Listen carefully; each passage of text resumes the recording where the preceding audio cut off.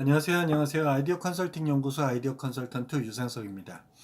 오늘 이야기할 아이디어 365 코너의 아이디어 소스는 오피스히어라고 하는 단기 임대 추천 앱, 그러니까 단기 임대 물건을 소개해주는 앱 어플리케이션이에요. 어플리케이션.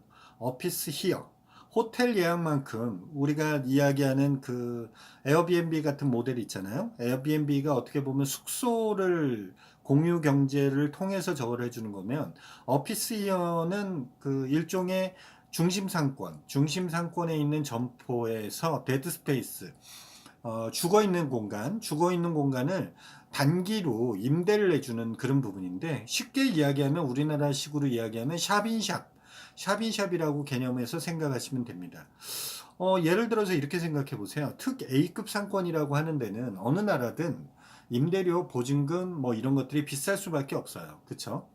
그 다음에 뭐 때에 따라서는 우리나라 같은 경우는 권리금이라는 것까지 형성이 돼 있죠. 근데 뭐 외국하고 비교한다 그러면 최소한 임대료, 보증금은 비쌀 거예요. 그쵸? 특 A급 상권이니까. 특 A급 상권이라는 것은 기본적으로 사람들이 그 상권으로 유입된다는 거 아니겠습니까? 유입되니까 자연스럽게 거기에 매장을 형성을 하게 되면 그 매장 형성에 유입되는 인구가 많아질 거고 성공할 확률도 높죠. 단 투자비가 많이 들어간다는 것은 외국이나 한국이나 동일하겠죠. 설명하기 쉽게 명동에다가 여러분들이 단일 매장을 하나 낸다 그러면 투자비가 많이 들어갈 겁니다. 그쵸? 그런데 이렇게 생각을 해보세요.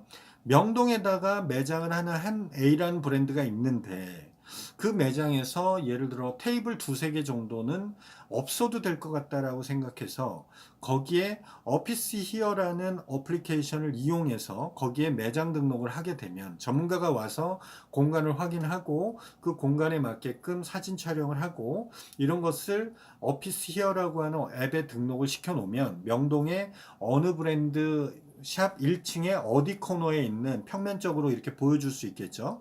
실제 실 공간이 얼마고, 그러면 이제 그 임대 조건, 그러니까 예를 들어서 비수기와 성수기에 따라서 그 임대 조건이 달라질 수 있으니 비수기, 성수기에 따른 임대 조건이라든지 단기 임대를 했을 때 어떻게 한다라는 것을 거기에 알려주게 되는 거죠. 그러면 그 오피스 히어를 보고 그거를 필요로 하는 사람들이 있을 수 있잖아요. 판촉 마케팅을 하는 사람이 될 수도 있고, 그 다음에 거기에서 샵인샵으로 무언가를 해보려고 하는 사람들도 있을 수 있지 않습니까? 그 물건을 보고 조건을 보고, 왜냐면 전체적으로 매장을 임대하기에는 너무 부담이 되는데 샵인샵으로 들어가서 했을 경우에는 기본적으로 비용 부담을 많이 줄여줄 수 있으니 그런 식으로 해보겠다고 하는 사람이 오피스 히어에 매물 등록이 올라와 있는데, 당연히 난 샵이샵 그런 거 관심 없어, 이런 사람들은 의미가 없겠죠. 그런데 요즘 같은 때 장사가 잘 안 되는데 샵인샵으로 해갖고 내가 비용의 일부, 임대료의 일부라도 커버할 수 있어서 그렇게 사용하겠다라고 한다면 공유 경제라는 게 그런 거 아니겠습니까? 에어비앤비에 실제로 그 집을 빌려주는 사람은, 나는 그런 사람 손 타는 거 싫어라고 하는 사람은 에어비앤비를 사용도 안 하죠. 그렇죠? 그런데 어차피 내가 휴가 기간 중에 내지는 출장 기간 중에 비어 있으니 빌려줘서 수익이 생길 수 있으면 할 수 있어.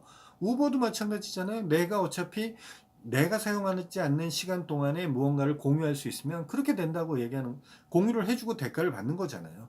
어피스티어도 그런 측면인 거죠. 공유 경제가 많이 활성화되고 세분화된다는 생각이 많이 드는데, 특 A급 상권에 있는 데에 매물로 올려놓게 되면 사용자들은 그걸 보고 자기가 할 수 있는, 당연히 업종도 적합한 업종 유무들이 나오겠죠. 그걸 보고 자신한테 맞으면 거기에 단기 임대로 들어가게 되는 거예요. 오피스 히어는 그 전체 금액의 월별 금액이든 이거에 15%를 수수료로 받는답니다. 15%. 굉장히 좋은 컨셉이다라는 생각이 들어요. 소비업계 그 에어비앤비라는 별명을 갖는다고 하니까, 창업자가 로스 베일러라고 하는 사람인데, 런던 가파테에서 옷을 팔아봤대요. 팝업 스토어로 해서 이제 단기 임대를 해봤는데, 우리나라도 경기가 어려워지면서, 전대, 그, 깔세라고 들어보셨는지 모르겠는데, 깔세라고 해서 우리나라 같은 경우에는 이제 샵인샵이라는 개념도 있고, 그건 매장의 일정 번호를 하는 거고, 깔세라고 하는 것은 빈 매장을 이용한다거나 단기적으로, 내지는 매장의 앞에 있는 공간을 이용할 때 깔세라는 개념에서 나타나는데, 그것을 잘 접목을 해본다 그러면 충분히 무언가를 팔아야겠는데 좋은 상권에서 팔고 싶고, 뭐 이런 사람들한테는 수요성이 있지 않을까 하는 생각이 들어요. 요즘 우리가 그 일당이라고 이야기를 하죠. 그러니까 일당 같은 경우도 예전에 중국집에서는 배달 사원들을 다 채용을 했지만 매출이 많이 줄면서 고정 사원을 두기보다는 그 일당이라고 하는 어플리케이션을 이용해서 거기에서 내가 어느 날짜에 어느 사람의 실력을 가진 사람을 일당 얼마에 구한다라고 올려놓으면 그것을 할 수 있는 사람이 신청을 해서 그 일당을 처리하는 그런 경우들이 있어요. 그거와 같이 그런 어플리케이션 같이 지금 이런 것도 사람이 아니라 공간을 빌려준다는 개념에서의 접근이니까 충분히 될 수 있겠죠. 이 로스베일러라고 하는 창업자가 이런 생각을 할 수 있었던 것은 결론적으로는 자기의 그런 어떤 가판에서 했던 그런 것을 경험을 가지고 이런 걸 만들었었던 것 같은데, 실제로 26그레인즈라고 하는, 그러니까 무슨 이런 오트밀이나 귀리 같은 걸 갈아서 죽게 형태로 만들어서 식품을 판매하는 회사가 이렇게 했었답니다. 그래서 2014년도에 어피스이어를 통해서 런던 지하철역에 팝업 스토어를 열었는데 대박이 나서 1년 후에 자기 매장을 얻을 수 있을 정도로 됐다니, 충분히 테스트 마켓이라고 하는 데는 충분히 가능성이 있지 않나 하는 생각이 듭니다. 2013년도에 영국 런던에서 창업을 해서 2016년도만 4,000개 이상의 점포, 상점을 등록을 했고, 오피스이어에 그 다음에 12만 5천 명이 회원으로 등록이 돼서 팝업 스토어를 열고 있다고 하네요. 실질적으로 운영이 그만치 여기 12만 5천 명이라는 사람들이 4천 군데가 넘는 임대 등록에서 매달이든 계속 계약을 갱신하면서 갱신을 해서 이렇게 팝업 스토어를 열었던 거죠. 2017년도에는 뉴욕과 파리로도 진출을 해서 1,000개 이상의 상점이 늘었다고 합니다. 계속 이렇게 늘어나겠죠. 의외의 결과라고 생각하는 것이 나이키나 구글, 애플 이런 데서들 노점에서도 이벤트를 할 수 있지만 이렇게 팝업 스토어를 열어놓으면, 샵이샵으로 열어놓게 되면 중심 상권에 큰 투자비가 들어가지 않고도 마케팅을 할 수 있기 때문에, 안정적으로 마케팅을 할 수 있기 때문에 이런 회사에서도 되게 많이 사용한다고 합니다. 그 다음에 미국 최대 쇼핑몰 운영회사인 사이먼 프로퍼티 그룹이라는 데가 있는데, 여기서는 아예 여기에다 아주 독점적으로 단기 임대권을 매물을 줄 정도로 인정을 받았다고 하니까 25세 청년이 가판대에서 옷을 팔다가 이렇게 성공을 하는 그런 모습이 보여진 거죠. 거래 규모가 알려지진 않았는데 월 평균 1억 1천만 정도의 달러가 거래가 된대요. 그러니까 하나로 따지면 1,200억 원 정도의 거래량이 되는데, 여기서 수수료를 15% 정도를 받는다고 하니까 임대가 이루어지면 15%를 받고 수수료를 받고 그 임대 그 팝업 스토어에 이제 단기 임대를 주신 그 건물주 소유주한테는 그걸 주겠죠. 나머지 돈 85%를 주는 거죠. 그러니까 연 매출이 수백억 원에 이를 것 같다라는 것이 추산된다고 합니다. 25세의 젊은 청년이 가판대에서 옷을 팔다가 이렇게 그것을 이용해서 이런 아이템을 만들었으니까, 어떻게 보면 어플리케이션이라는 것이, 스마트폰이 만들어지고 어플리케이션이라는 앱이 만들어지면서 많은 사람들한테 또 다른 기회를 만들어주지 않았나 하는 생각이 들어요. 가판대에서 물건을 파는 청년이 70명의 직원을 두고 있는 중견회사로 성장을 하는 그런 모습인 거죠. 멋있다는 생각이 듭니다. 그 다음에 창업이라는 것이 투자비가 많아서 해도 그렇게 뭐 대번의 명동 같은 데서 오픈할 수도 있겠지만, 그런 게 아닌 사람들은 적은 자본으로 하는 것이 바람직하지 않겠습니까?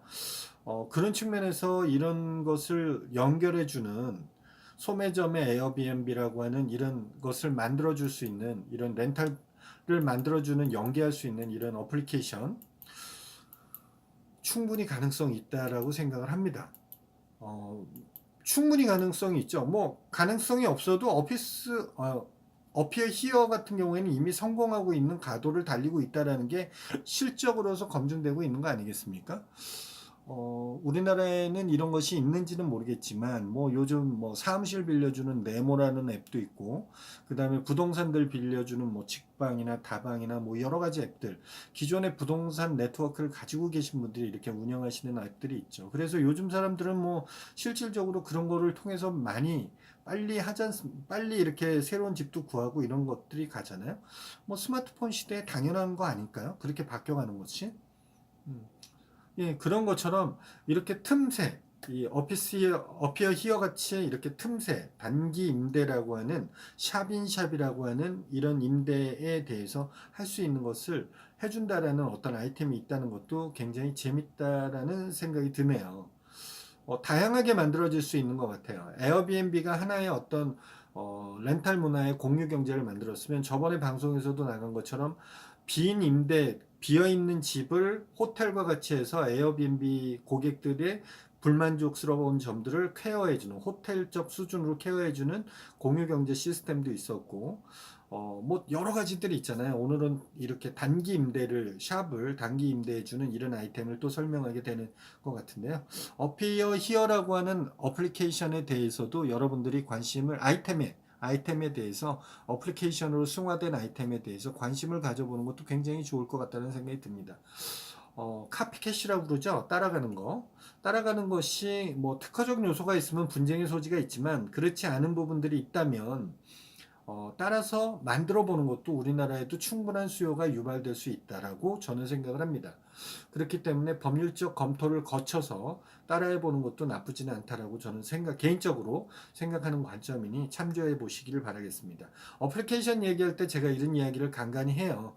당연히 법률적으로 문제가 생길 수 있는 것은 충분히 숙지를 하고 하셔야 되는 거고 그렇지 않다라고 생각하시는 것은 카피캣도 하나의 좋은 모델이라고 생각을 하니까 한번 좀 참조해 보시기 바라겠습니다. 여러분들의 다양한 의견과 아이디어를 아래 댓글로 참여해 주시면 또 다른 많은 분들과 공유가 된다는 점 이해하시고 그 다음에 저하고 직접적 소통을 원하시는 분들은 카카오톡에서 아이디어 컨설팅 연구소를 찾으셔서 저하고 친구 맺기를 해주시면 되고요. 이 영상이 좋으셨다 싶으면 좋아요 꾹 눌러주시고 아직까지 구독하지 않으신 분 구독하기 꾹 눌러주시기 바라겠습니다. 아이디어 365는 매일매일 진행되는 아이디어 소스를 기반으로 아이디어 트레이닝을 하는 코너라는 걸 아실 거예요. 아콘TV의 메인입니다.